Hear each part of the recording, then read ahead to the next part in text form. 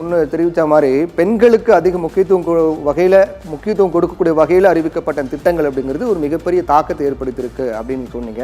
இப்போ பெண்களுடைய வாக்கு அதிகமானது அப்படின்னு பார்க்கும்போது பெண்களுடைய வாக்கு அதிகமானது மட்டும் இல்லாமல் ஒட்டுமொத்தமாக இந்த தேர்தலில் பீகாரில் இதுவரை இல்லாத அதிக அளவு வாக்கு அப்படிங்கிறது பதிவாச்சு.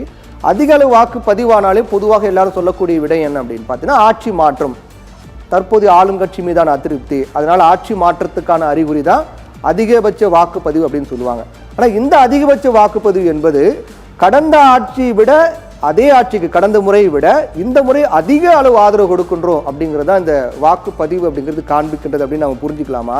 ரெண்டாவது, ரெண்டு கூட்டணியுமே இப்போ என்டிஏ கூட்டணி பொறுத்த வரைக்கும் நீங்கள் சொன்ன மாதிரி நிதிஷ்குமார் பல முக்கிய அறிவிப்புகளை வெளியிட்டார். ஒவ்வொருடைய பெண்களுடைய வங்கி கணக்கில் 10,000 ரூபாய் செலுத்தப்பட்டது, அவர்கள் வெற்றிகரமாக கொண்டு சென்றால் 2 லட்சம் ரூபாய் தரப்படும் அப்படின்னு சொன்ன அறிவிப்பு, லட்சாதிபதி ஆக்கும் 1 கோடி பெண்கள் அப்படிங்கிற அறிவிப்பு எல்லாமே அவங்க ஒரு பக்கம் கொடுத்தாலும் கூட இந்த பக்கம் நம்ம மகா கத்பந்தனை பார்க்கும்போது அவங்களும் பெண்களை கவரக்கூடிய வகையில் பல முக்கியமான அறிவிப்புகள்லாம் கொடுத்தாங்க. குறிப்பாக மகளிர் சுய உதவி பெண்களுக்கு அரசு ஊழியர்களுக்கு இணையாக 30,000 ரூபாய் சம்பளமாக கொடுக்கப்படும், அவருடைய கடன்கள் தள்ளுபடி செய்யப்படும், குடும்பத்தில் ஒருவருக்கு அரசு வேலை அப்படின்னு சொன்னாங்க. இன்னைக்கு அரசு வேலைங்கிறது பல பேருடைய பெரிய கனவா இருக்கு. ஆனால் குடும்பத்தில் ஒருவருக்கு அரசு வேலை என்பது சர்வ சாதாரணமாக சொன்னாங்க. அப்படி இருந்தும் கூட இந்த பெண்களுக்கான வாக்குறுதி தான் இன்னைக்கு பெரிய தாக்கத்தை ஏற்படுத்தியிருக்கு. அப்படின்னா மகா கத்பந்தனும் பெண்களுக்கான வாக்குறுதி அதிகம் கொடுத்தாங்க இல்லையா? அப்போ அவங்களுக்கும் ஓரளவுக்கு தாக்கம் ஏற்பட்டிருக்கும். ஆனால் மிகப்பெரிய பின்னடைவாக இப்போ இந்த முன்னணிவங்களா இருக்கே, அதுக்கு என்ன எப்படி புரிஞ்சுக்கலாம்? அதை இல்ல, மகா கத்பந்தன் கூட்டணி குடும்பத்துல ஒருவருக்கு அரசு வேலைன்னு என்று சொன்னாங்க. ஆனா அது எல்லாத்துக்குமே தெரியும், அது குடும்பத்துல ஒருவருக்கு அரசு வேலை என்பது சாத்தியமே இல்லாது. என்று அவ்வளவு அரசு பணிகள் காலியாக இல்லவே இல்லை.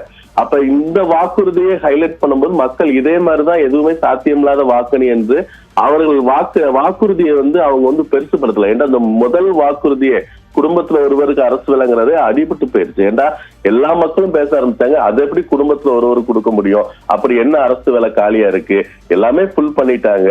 இவங்க ஜெயிச்ச 5 வருஷ காலத்துல அத்தனை வேலைகள் காலியாகாது, இவங்க பொய் சொல்றாங்க, அதனால இது மேல நம்பிக்கை வைக்க முடியாது என்று மக்கள் அவர்கள் மீது அந்த வாக்குறுதி மீது முதல் மெயினான வாக்குறுதி மீதே நம்பிக்கை வைக்கல. அதே போல மிச்ச வாக்குறுதியையும் அவர்கள் சீரியஸாக பார்க்கவில்லை. எப்பவுமே தேர்தல் அரசியல் கட்சிகளை பொறுத்தவரைக்கும் ஒரு வாக்குறுதி கொடுத்தாங்க அப்படின்னா அது எந்த அளவுக்கு ஒரு கவர்ச்சிகரமா இருக்கு அப்படிங்கறதையும் தாண்டி மக்கள் அந்த வாக்குறுதி சாத்தியமா இல்லையா அப்படிங்கறத யோசிச்சிருக்காங்க. அதோட விளைவு தான் இன்னைக்கு என்டிஏ கூட்டணிக்கு இந்த அளவுக்கு ஆதரவு, மகா கத்பந்தன் கூட்டணியுடைய வாக்குறுதி மக்கள் ஏற்றுக்கல, அதை நம்பல அப்படிங்கிறதா நீங்க சொல்றது மூலமாக புரிஞ்சுக்கொள்ள முடியுது. இன்னொன்று, ரொம்ப எதிர்பார்க்கப்பட்ட ஒரு கட்சி, ஒரு வேட்பாளர், ஒரு கூட்டணி, ஒரு டீம் அப்படின்னா அது பிரசாந்த் கிஷோருடைய டீம் தான். பிரசாந்த் கிஷோரை பொறுத்த வரைக்கும் ஜன் சுராஜ் அப்படிங்கிற கட்சியை தொடங்கி இப்போ கிட்டத்தட்ட 200க்கும் மேற்பட்ட இடங்கள்ல அவங்க வேட்பாளர்களை அறிவிச்சு இன்னைக்கு போட்டிக்கிட்டு இருக்காரு. ஆனால் எதிர்பார்த்ததை விட மிகப்பெரிய ஒரு அடிதான் அவங்க கட்சிக்கு ஏற்பட்டிருக்கிறத நம்ம பார்க்குறோம்.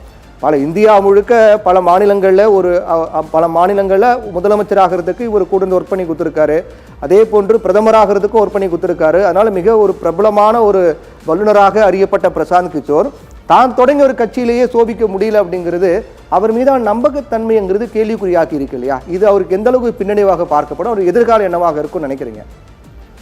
இல்ல, அவருக்கு பீகாரை பொறுத்தளவு இங்க உள்ள கள நிலவரம் சுத்தமாக புரியவில்லை. அவர் அதை ஐடி மாதிரி ஒரு ஹை லெவல்ல இருந்து கொண்டு மற்ற மக்களை நம்மளையும் ஒப்பிட்டு தான் இங்க பாத்துக்கிட்டு இருந்தாரு.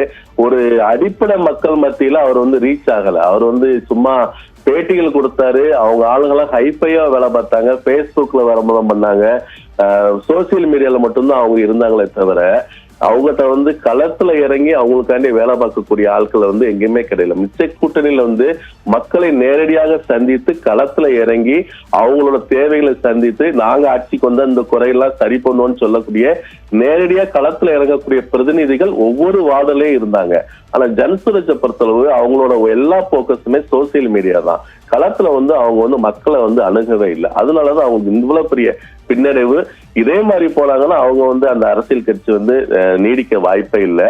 இன்னும் வருங்காலத்துல அவங்க ஆட்களை நியமித்து நேரடியாக மக்களை சந்திக்கக்கூடிய ஆட்கள் அவங்க கட்சியில உருவாக்கி ஒவ்வொரு அணியாக உருவாக்கி சந்தித்தால் மட்டுமே வருங்காலத்துல அவர்களுக்கு ஒரு எதிர்காலம் உண்டு.